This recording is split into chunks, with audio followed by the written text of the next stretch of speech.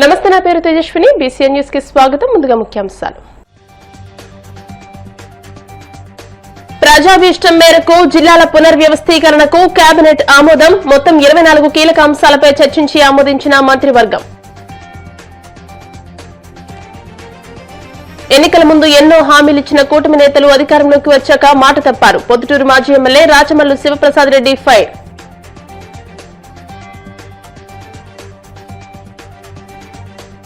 వైకుంఠ ఏకాదశి సందర్భంగా భక్తులతో కిక్కిరిసిన ఆలయాలు. ఉత్తర ద్వారం గుండా స్వామివారిని దర్శించుకుంటున్న భక్తులు. ముక్కోటి వేళ వాడపల్లి వెంకట దర్శనానికి పోటెత్తిన భక్తజనం. భక్తుల గోవింద గోవింద నామస్మరణతో మారుమోగుతున్న ఆలయ పరిసరాలు. రాష్ట్ర మంత్రివర్గం కీలక నిర్ణయాలు తీసుకుంది. ముఖ్యమంత్రి చంద్రబాబు అధ్యక్షతన జరిగిన కేబినెట్ సమావేశంలో మొత్తం 24 అంశాలపై చర్చించి ఆమోదముద్ర వేసినట్టు మంత్రులు అనగాని సత్యప్రసాద్, నాదెండ్ల మనోహర్, సత్యకుమార్ వెల్లడించారు. ప్రజల నుంచి వచ్చిన విజ్ఞప్తులు, ఫిర్యాదులను పరిగణలోకి తీసుకుని రాష్ట్రంలోని పలు జిల్లాల స్వరూపాన్ని మార్పులు చేర్పులు చేయాలని ప్రభుత్వం నిర్ణయించిందని తెలియజేశారు. ఈ మార్పులన్నీ జనవరి 1 నుండి అమల్లోకి రానున్నాయని వివరించారు. సమావేశం అనంతరం మంత్రులు మీడియాతో మాట్లాడుతూ ప్రజాభీష్టం మేరకే ఈ నిర్ణయాలు తీసుకున్నామని స్పష్టం చేశారు. రాష్ట్రంలోని 17 జిల్లాల్లో మార్పులు జరిగాయని, 9 జిల్లాలను యథాతథంగా కొనసాగించనున్నామని తెలియజేశారు. ఎన్నో ఆశలు తీర్చింది, ఎన్నో ఆకాంక్షలు నెరవేర్చింది. ఎన్నిటికో మనం పునాది వేసుకున్నాం. 2026 మంచి జరగాలనేసి ఎన్నో కార్యక్రమాల సంకల్పంతో మనం ముందుకు వెళ్తా ఉన్నాం. ఎందుకంటే సంక్షేమ అభివృద్ధి అనే రెండు కళ్ళగా భావించే కూటమి ప్రభుత్వం కాబట్టి ఒక సుపరిపాలన ఇస్తా గత 18 నెలలుగా ఒక ప్రణాళికతో ముందుకు వెళ్తా ఉన్నాం. మీకే తెలుసు ఎలాంటి రాక్షస పాలనలో గతంలో ఉన్నాము. ఒక జియో ఇస్తే కూడా, ఎందుకంటే పత్రికా సోదరులకు బాగా తెలుసు ఆ జియో ఇచ్చారో లేదో తెలియని పరిస్థితులు అప్పుడు. ఈ రోజున ఏదన్నా కూడా ఓపెన్ డొమైన్లో ఉండి ప్రతి ఒక్క క్యాబినెట్ అంశం కూడా వచ్చి పత్రికా సోదరులతో కూడా చర్చించి దమ్ముగా చెప్పే ప్రభుత్వం మాది. దాదాపుగా 24 అంశాలతో క్యాబినెట్లో ఎన్నో ఆమోదం పొందడం జరిగింది. దాదాపుగా 17 జిల్లాల్లో మార్పుల కోసం మనం ఇచ్చాము. 9 జిల్లాల్లో మార్పులు లేవు. విజయనగరం, పార్వతీపురం, మన్యం, విశాఖపట్నం, ఏలూరు, కృష్ణా, ఎన్టీఆర్, గుంటూరు, పల్నాడు, అనంతపురం తప్ప మిగతా 17 నియోజకవర్గాల్లో కూడా 17 జిల్లాల్లో కూడా మార్పులు వచ్చాయి. గజెట్ ఇచ్చిన తర్వాత పబ్లిక్ నుంచి వచ్చిన రెస్పాన్స్ బట్టి ఎక్కడెక్కడైతే మండలాలు మారాలో, ఎక్కడెక్కడైతే డివిజన్స్ కావాలో అవన్నీ కూడా మనం ఏర్పాటు చేయడం జరిగింది. నూతనంగా పోలవరం రంపచోడవరం అనేది పోలవరాన్ని సోమవారంగా పెట్టుకుని మనం గతంలో కూడా చాలా కార్యక్రమాలు చేసాం. ఇది మనకి ఒక నాడి అని చెప్పి, జీవనాడి అని చెప్పి చెప్పుకున్నాం. కాబట్టి ఆ పేరు ఉండాలనే లక్ష్యంతో పోలవరం జిల్లాగా ఒకటి ఏర్పాటు చేసి రంపచోడవరం నియోజకవర్గాన్ని దాన్ని అభివృద్ధి చేయాలని చెప్పేసి, అలాగే ఎక్కడైతే పోలవరం విలేజ్ ఉందో దాన్ని కూడా రాబోయే రోజుల్లో అభివృద్ధి చేసి ఆ ప్రాంతానికి కూడా రెవెన్యూ పరంగా కూడా డివిజన్ ఇవ్వాలని చెప్పేసి కూడా ముఖ్యమంత్రి గారు కాంక్షించారు. అది రాబోయే రోజుల్లో కూడా చేయాలని చెప్పేసి మేము చూసి చేస్తూ ఉన్నాం. దాదాపుగా 25 మార్పులతో మనకి ఈ 17 జిల్లాలు మనం చేసాము. కొన్ని మండలాల మార్పులు అలా ఉన్నాయి. ముఖ్యంగా అయితే ప్రజలు కాంక్షించారు 3 మండలాల్ని నెల్లూరులో తీసుకురావటం.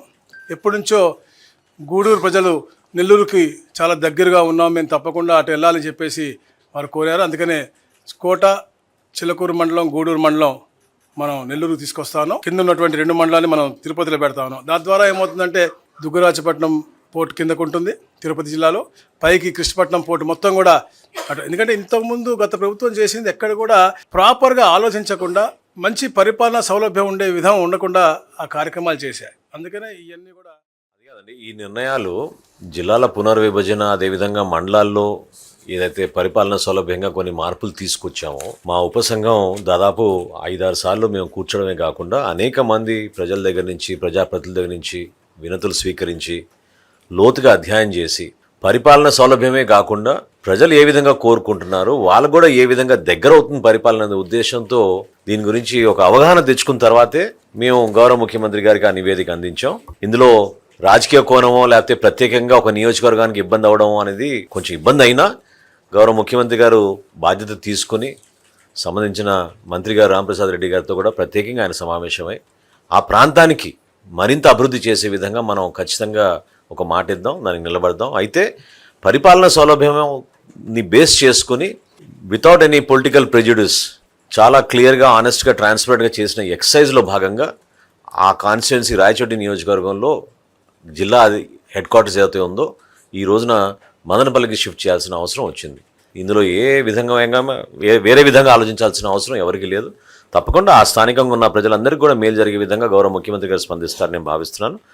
సంక్షేమం, అభివృద్ధి, అదేవిధంగా భవిష్యత్తు, ఈ మూడింటిని దృష్టిలో పెట్టుకుని గౌరవ ముఖ్యమంత్రి గారు 2025లో మా కూటమి ప్రభుత్వం Telugu Desam party, Janasena party, Bharatiya Janata party ఏ విధంగా కేంద్రం నుంచి గౌరవ ప్రధానమంత్రి నరేంద్ర మోడీ గారి సహకారంతో మన రాష్ట్రంలో గౌరవ ముఖ్యమంత్రి గారు చంద్రబాబు నాయుడు గారు, అదేవిధంగా గౌరవ ఉప ముఖ్యమంత్రి గారు పవన్ కళ్యాణ్ గారు కలిసి ప్రభుత్వంలో చేస్తున్న అనేక కార్యక్రమాలు దిగ్విజయంగా ఏ విధంగా మనం 2025 సంవత్సరంలో పూర్తి చేసుకున్నామో వాటి గురించి క్యాబినెట్లో చివరిలో ముఖ్యమంత్రి గారు సహచార మంత్రులందరికీ కూడా తెలియజేయడం జరిగింది.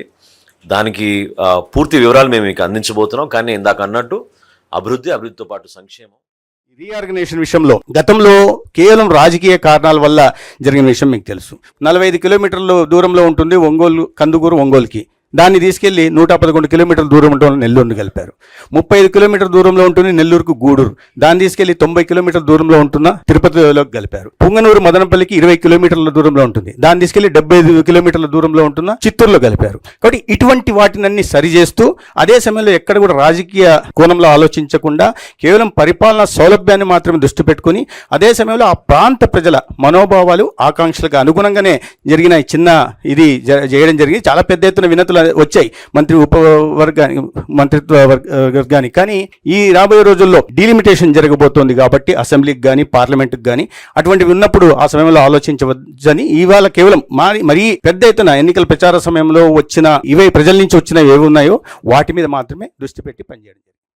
కూటమి ప్రభుత్వంలో రాష్ట్రానికి ఒరిగింది శూన్యమని, పొత్తులతో గెలిచిన పార్టీలు ఒక్క హామీ కూడా నిలబెట్టుకోలేదని వైసీపీ రాష్ట్ర అధికార ప్రతినిధి పొద్దుటూరు మాజీ ఎమ్మెల్యే రాచమల్లు శివప్రసాద్ రెడ్డి ధ్వజమెత్తారు. కూటమి ప్రభుత్వం మన్నింట దారుణ వైఫల్యం చెందిందని, ఎన్నికల ముందు ఎన్నో హామీలు ఇచ్చిన కూటమి పార్టీలు అధికారంలోకి రాగానే మాట తప్పాయని, అన్ని గాలి కుదిలేశారని ఆయన మండిపడ్డారు. ఏ పొత్తు లేకుండా ఒంటరిగా పోటీ చేసిన వైసీపీ అఖండ విజయంతో ఆనాడు ప్రభుత్వం ఏర్పాటు చేసిందని గుర్తు చేశారు. ఇచ్చిన ప్రతి మాట నిలబెట్టుకున్న వైఎస్ జగన్మోహన్ రెడ్డి రాష్ట్రాన్ని అన్ని రంగాల్లోనూ అభివృద్ధి పదంలో నడిపించారని, విద్య, వైద్యం, వ్యవసాయ రంగాల్లో విప్లవాత్మక మార్పులు తెచ్చారని చెప్పారు. ఈ దేశమంతటికి ఒకే ఒక్కడే, సువిశాలమైన ఈ భారతదేశం అంతటికి 146 కోట్ల జనాభా కలిగినటువంటి ఈ దేశానికి ఒకే ఒక్కడే. ఆ ఒక్కడు వైఎస్ జగన్. ఏంటి అనుకుంటున్నారా? 70 సంవత్సరాలైంది ఈ దేశంలో భారత ప్రజాస్వామ్య పార్లమెంటరీ వ్యవస్థ ఏర్పడి. 1956 నుంచి ఎన్నికలు జరుగుతున్నాయి. 70 సంవత్సరాలైంది ఎన్నికలు జరగబట్టి దేశాలకు, రాష్ట్రాలకు. ఈ సుదీర్ఘమైన 70 సంవత్సరాల కాలంలో వైఎస్ జగన్మోహన్ రెడ్డి గారు మాత్రమే. ఏందబ్బా రాచమూరి చెప్పే మాట సత్యమేనా? ఒక్క వైఎస్ఆర్ కాంగ్రెస్ పార్టీ మాత్రమే, ఒక్క జగన్మోహన్ రెడ్డి గారు మాత్రమే పార్టీ స్థాపించినప్పటి నుంచి ఇప్పటి వరకు ఏ జెండాతో జతగట్టకుండా, ఏ పార్టీతో పొత్తులు పెట్టుకోకుండా, కూటమిగా ఏర్పడకుండా, తను నమ్మిన సిద్ధాంతాలతో, తన జెండాతో, తన అజెండాతోనే నిర్దిష్టమైనటువంటి అభివృద్ధి లక్ష్యాలతో ప్రజాసేవకు ప్రజల ముందుకు వచ్చి ఎన్నికల్లో పోటీ చేసిన ఏకైక నాయకుడు జగన్. సొంత బలం లేకుండా ఊతకర్రల సాయంతో ఎన్నికల్లో పోటీ చేసిన రాజకీయ పార్టీలు గెలిచిన తర్వాత పాలనలో సొంత ఆలోచనలు ఉంటాయా మిత్రులారా? లేక అరువు తెచ్చుకునే ఆలోచనలు ఉంటాయా? అరువు తెచ్చుకునే ఆలోచనలే ఉంటాయి. ఎంతసేపు ఉన్న మిత్రపక్షమైనటువంటి రాజకీయ పార్టీలను సంతృప్తిపరచడానికే 5 సంవత్సరాల పాలనలో సమయాన్ని ఖర్చు చేస్తుంది తప్ప రాష్ట్రాన్ని అభివృద్ధి చేయడానికి కానీ, పేదవారిని అభివృద్ధిలోకి తీసుకొచ్చేదానికి కానీ సొంత ఆలోచనలతో పరిపాలన చేయలేదు. మన రాష్ట్రాన్ని గమనించండి. ఎన్నో రాష్ట్రాలు, 27 రాష్ట్రాలు వద్దు, మనం తెలుగువారు మన రాష్ట్రాన్ని గమనిస్తాం. ఆంధ్రప్రదేశ్ను 3 పార్టీల కలయికతో ఇక్కడ అధికారంలోకి వచ్చినారు. కూటమి, తెలుగుదేశము, బీజేపీ, జనసేన. నేను అడుగుతా ఉన్నా, ఈ 3 పార్టీలకు స్వయం బలంతో వైఎస్ఆర్ కాంగ్రెస్ పార్టీని ఓడించి గెలవగలిగినటువంటి సంఖ్యాబలం, సీట్లది, ఓట్లది ఉందా? పశ్చిమ గోదావరి జిల్లా భీమవరంలో ముక్కోటి ఏకాదశి వేడుకలు అత్యంత వైభవంగా జరుగుతున్నాయి. జేపీ రోడ్లో స్థానికంగా ప్రసిద్ధిగాంచిన శ్రీ పద్మావతి వెంకటేశ్వర స్వామివారి దేవాలయంలో ఉత్తర ద్వారంలో స్వామివారి దర్శనమిస్తున్నారు.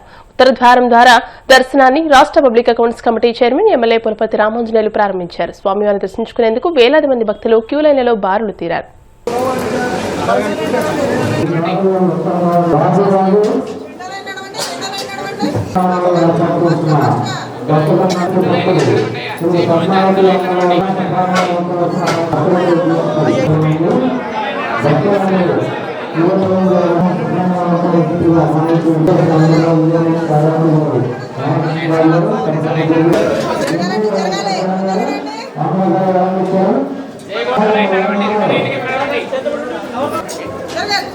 రెండో లైన్ నడవండి. జై గోవింద జరగండి.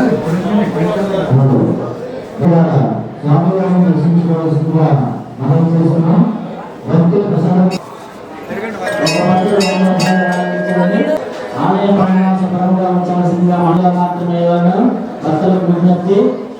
ఎంతమంది అక్కడ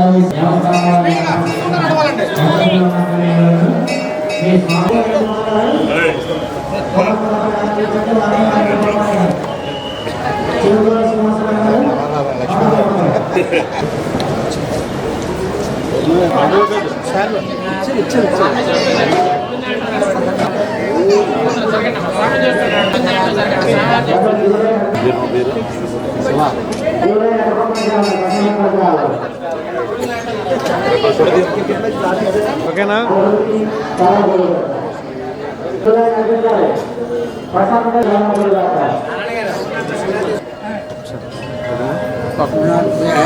నారాయణాయ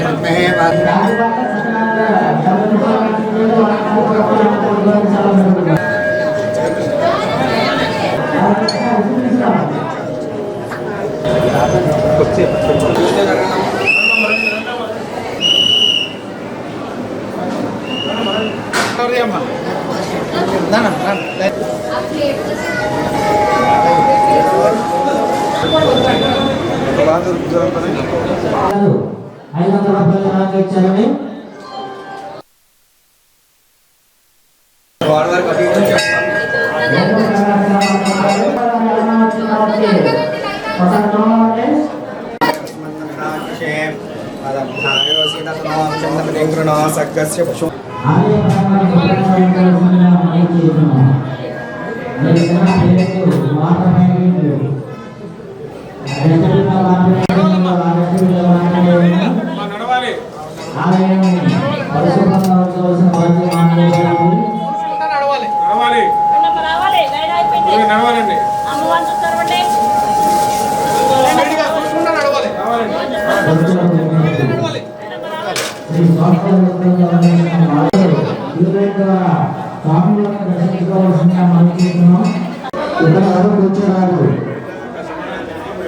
మండపాలు ఎవరు కూర్చోరాదు.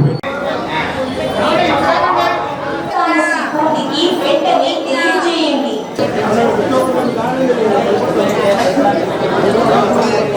ప్రవేశించరాదు. అట్టి ప్రయత్నం క్యూ లైన్లు పై నుంచి ప్రవేశించే ప్రయత్నం.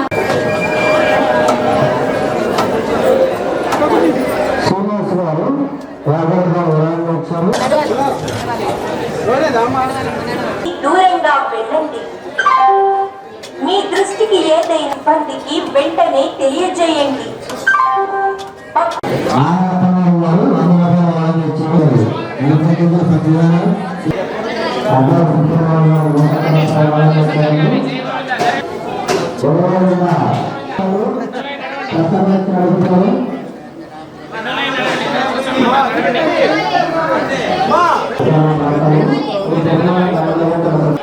ఈరోజు ముక్కోటి పర్వదినం సందర్భంగా జోలపాలెం రోడ్లో వేయించి ఉన్న శ్రీ పద్మావతి వెంకటేశ్వర స్వామి దేవాలయంలో ముక్కోటి ఏకాదశి ఉత్తర ద్వార దర్శనం ఎంతో వైభవంగా జరుగుతుంది. వేలాది మంది భక్తులు వచ్చి దర్శనం చేసుకుంటున్నారు. ఆ స్వామివారి ఆశీస్సు అందరి మీద ఉండాలని, భీమవరం నియోజకవర్గ ప్రజలందరూ సంతోషంగా సుఖంగా ఆనందంగా ఉండాలని, ఆ వెంకటేశ్వర స్వామి ఆశీస్సులతో నియోజకవర్గం అన్ని రంగాల్లో అభివృద్ధి చెందాలని చెప్పి కోరుకుంటున్నాను. ఇప్పుడు కాసేపు ప్రకటనలు.